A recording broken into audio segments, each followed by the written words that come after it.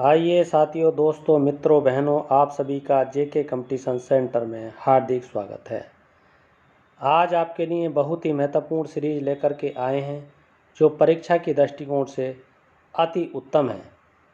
आइए, प्रागैतिहासिक काल से संबंधित जितने भी प्रश्न हैं वो सारे प्रश्न इस सीरीज में शामिल कर लिए गए हैं और जो यूपीपीसीएस 2021, आरओ 2021, यूपीएसआई 2021 या अन्य जो एग्ज़ाम हैं उन एग्ज़ामों को दृष्टिकोण रखते हुए ये सीरीज प्रारंभ की गई है।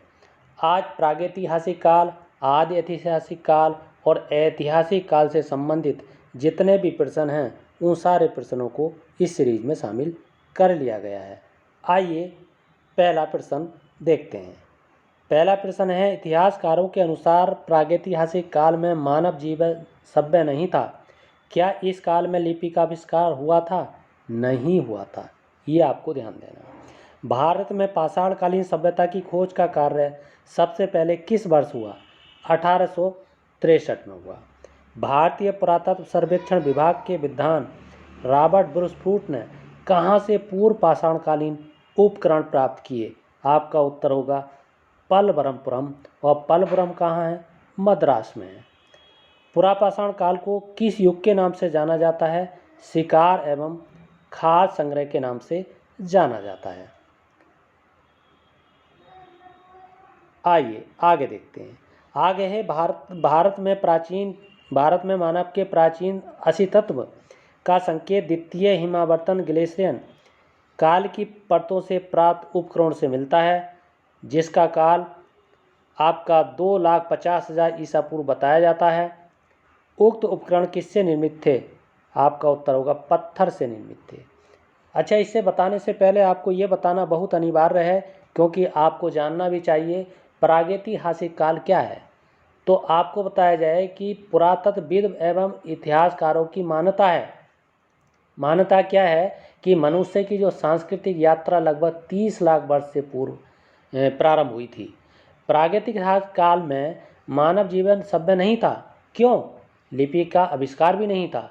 इस काल के इतिहास के लिए लिखित साधन उपलब्ध नहीं थे और इसमें मानव जीवन अपेक्षाकृत सभ्य नहीं था। हड़प्पा सभ्यता से पूर्व का भारतीय इतिहास काल इसी श्रेणी में आता है। ये आपको ध्यान देना है।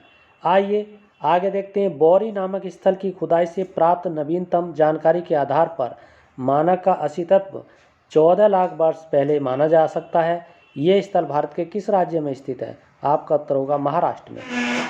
आगे है, पुरापाषाण काल युग को मानव द्वारा प्रयुक्त होने वाले हथियारों के स्वरूप और जलवायु में होने वाले परिवर्तन के आधार पर कितने वर्गों में बांटा गया है? 3 वर्गों में बांटा गया है। निम्न पुरापाषाण काल, मध्य पुरापाषाण काल और उच्च पुरापाषाण काल। आपका 2,50,000 ईसा पूर्व से 1,00,000 ईसा पूर्व तक निम्न पुरापाषाण काल है। 1,00,000 ईसा पूर्व से 40,000 ईसा पूर्व मध्य पुरापाषाण काल है और 40,000 ईसा पूर्व से 10,000 ईसा पूर्व उच्च पुरापाषाण काल आता है। आइए आगे देखते हैं। आगे है, किस संस्कृति को गड़ासा खंडक बटाकिसम संस्कृति के नाम से जाना जाता है? सोहन संस्कृति। मध्य पाषाण काल के नेवासा चरण की संज्ञा दी गई है क्योंकि इस काल के उच्च कोटि के औजार नेवासा नामक स्थान पर प्राप्त हुए थे। ये स्थान भारत के किस राज्य में स्थित है? आपका उत्तर होगा महाराष्ट्र में स्थित है। आगे आपका है, नेवासा के निकट ही किस स्थान से मध्य पुरापाषाणिक उद्योग एवं निवास के साक्ष्य मिलते हैं? चिरकी से मिलते हैं। मध्य पाषाण काल में क्वार्टजाइट पत्थरों के स्थान पर जैस्पर, चर्ट, फ्लिंट आदि के पत्थर प्रयुक्त होने लगे थे। इस समय के औजार मुख्यतः किससे बनते थे? सल्क से बनते थे। फलक, बेदनी, छेदनी, खुरचनी आदि मध्य पुरापाषाण काल के मुख्य औजार थे। फलकों की अधिकता के कारण इस काल को किस नाम से जाना जाता है? आपका उत्तर होगा फलक संस्कृति के नाम से जाना जाता है। आइए आगे देखते हैं। आगे है, भदड़े किस काल का उपकरण है? आपका उत्तर होगा उच्च पुरापाषाण काल का। किस घाटी सभ्यता के लोहंदा नाले से हड्डी की बनी माता देवी की मूर्ति मिली है? बेलन घाटी से। कहाँ है? इलाहाबाद में। पटड़े से किस पक्षी के 3 अंड कपकों पर आड़ी तिरछी रेखाओं से युक्त एक अलंकरण है? किसका? शुतुरमुर्ग का। अग्नि का आविष्कार सर्वप्रथम किसने किया? जावा मानव ने किया। हस्त कुठार एवं विदांडी प्राचीन काल के सबसे परिचित उपकरण हैं। किसको प्रथम उपकरण निर्माता कहा जाता है? हैंडीमैन को कहा जाता है। अच्छा, यहाँ ये बताना भी जरूरी है कि आदि ऐतिहासिक काल क्या है। आपको बताते हैं कि भारतीय इतिहास का वह काल जिसमें लिखित साक्ष्य तो उपलब्ध हैं, लेकिन वे गूढ़ लिपि में हैं और जिनका अर्थ अभी नहीं निकाला जा सका है। इस युग को पारिभाषिक रूप से साक्षर अभिलेखों से पहले का माना जाता है। फिर भी ऐसा माना जाता है कि ये युग लिपि के आविष्कार से पूर्व के होते हुए भी, यानी पहले के होते हुए भी उसके अत्यंत निकट हैं। हालांकि हड़प्पा सभ्यता में लिपि का आविष्कार हो चुका था, परंतु उसे अभी तक पढ़ा नहीं जा सका है, इसलिए हड़प्पा सभ्यता को भी आदि ऐतिहासिक काल माना जाता है। ये आपको ध्यान देना है। आइए आगे देखते हैं। आगे है मध्य पाषाण काल। 10,000 ईसा पूर्व से 7,000 ईसा पूर्व को किस अन्य नाम से भी जाना जाता है? शिकार एवं पशुपालन के नाम से जाना जाता है। ये आपका उत्तर है। आइए आगे देखते हैं।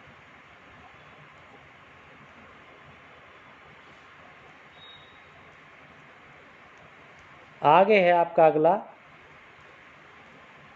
किस काल में पहली बार मानव कंकालों को विधिवत रूप से दफन करने की प्रक्रिया शुरू हुई? तो ये आपका उत्तर है मध्य पाषाण काल में। ये कई बार आया है और बहुत ही महत्वपूर्ण है मध्य पाषाण काल में। मध्य पाषाणिक उद्योग मूलतः है क्या है? ज्यामितीय प्रकार के। कहाँ मध्य पाषाण काल के 500 से अधिक चित्रित शिलालेख प्राप्त हुए हैं? भीमबेटका से प्राप्त हुए हैं। ये निश्चित आपको याद रखना है। भारत में मानव कंकाल मध्य पाषाण युग से प्राप्त होते हैं। शिवालिक क्षेत्र से किसके जीवाश्म प्राप्त हुए? रामापिथेकस के प्राप्त हुए हैं। अच्छा, ऐतिहासिक काल क्या है? वह काल जिसके लिखित साक्ष्य उपलब्ध हैं, जिसमें मनुष्य सभ्य हो चुका था और लगभग 600 ईसा पूर्व के बाद के काल को ऐतिहासिक काल कहा जाता है। ये आपको ध्यान देना है। आइए आगे देखते हैं। अगला है आपका, किस काल में स्थिर जीवन, जनसंख्या वृद्धि, आत्मनिर्भर अर्थव्यवस्था, चाक का निर्माण एवं मृद भांड का प्रयोग, अग्नि का व्यापक उपयोग शुरू हुआ? यह है नवपाषाण काल। और नवपाषाण काल कब से माना जाता है? 7,000 ईसा पूर्व से 1,000 ईसा पूर्व तक माना जाता है। मनुष्य ने वस्त्र निर्माण की कला किस काल से सीखी? आपका उत्तर होगा नवपाषाण काल से। वर्ष 1860 में सर्वप्रथम किसने उत्तर प्रदेश में टोंस नदी के किनारे उत्तर पाषाणकालीन सेल्ट प्राप्त किए? ली मसूरियन ने बहुत बार कंपटीशन में आया। वर्ष 1872 में फ्रेजर ने किस स्थान को दक्षिण भारत का उत्तर पाषाणकालीन सभ्यता का प्रमुख स्थल घोषित किया था? बेलारी को। अच्छा, महाकाल का जो विभाजन हुआ वो कितने उसमें हुआ? मतलब ये 5 उसमें हुआ, जैसे आर्कियोजिक है, प्रोटेरियोजिक है, पैलियोयोजिक है, मेसोजोइक है और सिनोजोइक है। ये आपको ध्यान रखना है, इस तरीके के प्रश्न होते हैं। होमो सेपियंस के बारे में अगर आपसे पूछा जाए तो इसका बताता हूँ मैं कि इसका उदय लगभग 30,000 वर्ष पूर्व हुआ था। ये आधुनिक मानव का पूर्वज माना जाता है। इसे क्रोमैग्नेन एवं चासलैंड ग्रेसाल्डी आदि के नामों से जाना जाता है। ये आपको ध्यान देना है। आइए आगे देखते हैं। अगला है आपका नवपाषाण काल। 7,000 से 1,000 ईसा पूर्व को अन्न उत्पादक युग से नाम से भी जाना जाता है। किस स्थल से 5,000 ईसा पूर्व का कृषिजन्य गेहूं और जौ की विभिन्न किस्में प्राप्त हुई? आपका उत्तर होगा मेहरगढ़। बेलन घाटी उत्तर प्रदेश स्थित कोलिडवा से बनने और कृषिजन्य चावल का प्रमाण मिला है, जो चावल का सबसे पुराना साक्ष्य है। यहाँ से प्राप्त धान की किस्म का किस नाम से जानी जाती है? आपका उत्तर होगा ओराइजे सटाइवा। बेलन घाटी के किस स्थल से स्तंभ गर्त भी प्राप्त हुआ है? कोल्डी हवा से। बहुत ही महत्वपूर्ण प्रश्न है। अच्छा, प्राचीन काल में जो मिट्टी के बर्तन थे वो कहाँ कहाँ से प्राप्त हुए, ये मैं आपको एक्स्ट्रा जानकारी देता हूँ, क्योंकि इससे संबंधित प्रश्न बार बार आते हैं। जैसे काले और लाल मिट्टी के जो बर्तन है वो आपके कहाँ से प्राप्त हुए? आपका उत्तर होगा रंगपुर से प्राप्त हुए थे, लोथल से प्राप्त हुए थे, सोनपुर से प्राप्त हुए थे, और एक नवदा टोली है वहाँ से प्राप्त हुए थे, और नागदा से प्राप्त हुए थे। और ये कब प्राप्त हुए थे, इनका काल अगर आपसे पूछा जाए तो आप ये बताएंगे कि इनका काल था 2000 ईसा पूर्व। इसी तरीके से जो गेरुए रंग के मिट्टी के बर्तन थे जिन्हें गहरे लाल रंग का कहा जाता है, वो कहाँ से प्राप्त हुए?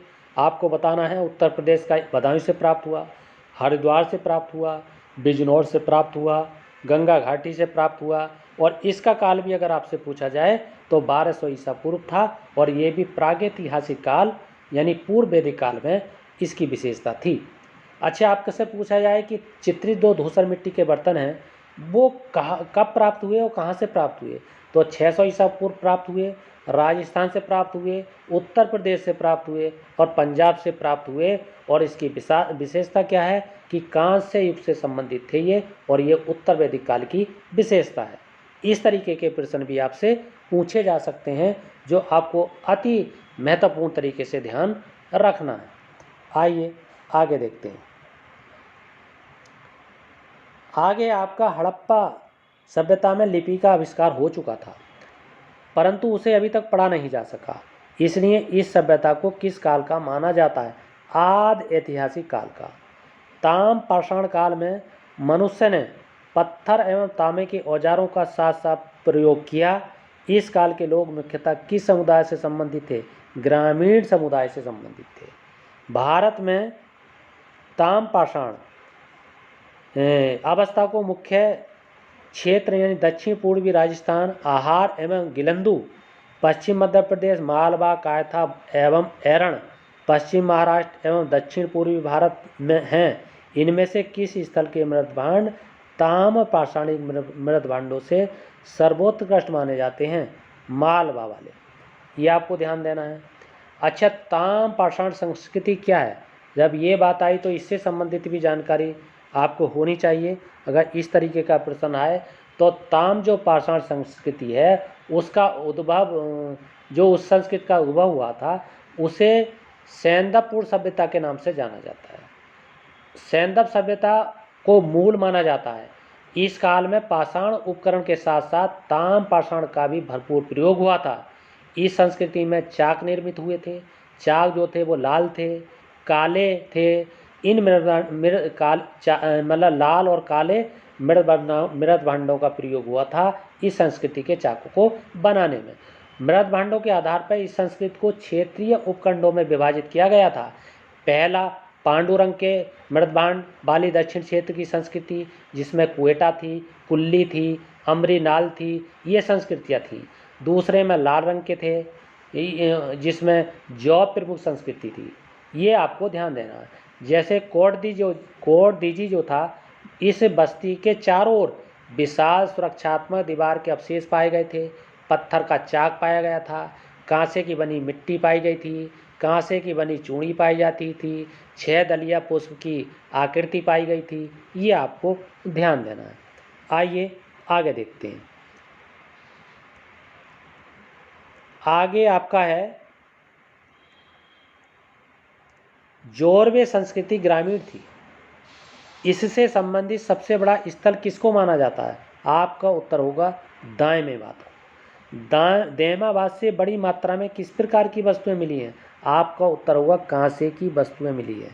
आहार का प्राचीन नाम ताम्रवती है। इसको किस संस्कृति का स्थानीय केंद्र माना जाता है? आपका उत्तर होगा गिलिंद को माना जाता है।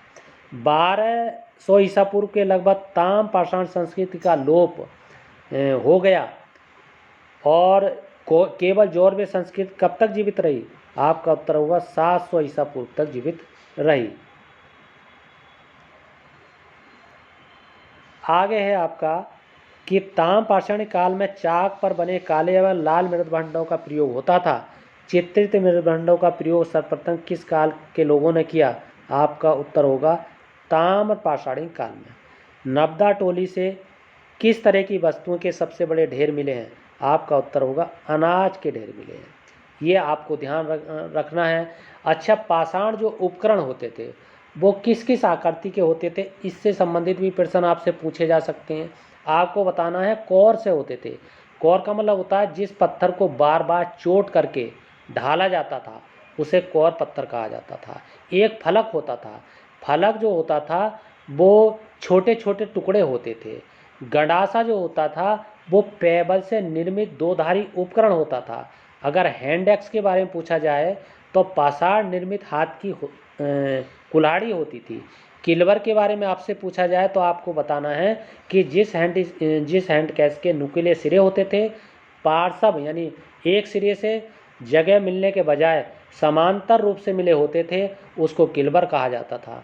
खुरचनी किसे कहा जाता था आपसे पूछा जाए तो आपको बताना है मोटे फ्लेक के एक या अनेक किनारों की जो घिसाई करके बनाया जाता था उसे खुरचनी कहा जाता था। आपसे पूछा जाए कि बेदनी किसे कहा जाता था तो आपको बताना है कि जिस फ्लेक के एक जगह मिलने वाले दोनों किनारे साथ साथ उनकी घिसाई की जाए और उन्हें पतला किया जाए, नुकीला किया जाए, नुकीला वाला सिरा बनाया जाए, उसको बेदनी कहा जाता था। तक्षणी किसे कहा जाता था? इसमें दो झुके हुए तल बनाए जाते थे जो पेचकस की तरह होते थे। अगर आपसे भेदक कहा जाए तो मोटी नोक वाला एक उपकरण होता था। ये आपसे शब्दावली, महत्वपूर्ण शब्दावली है।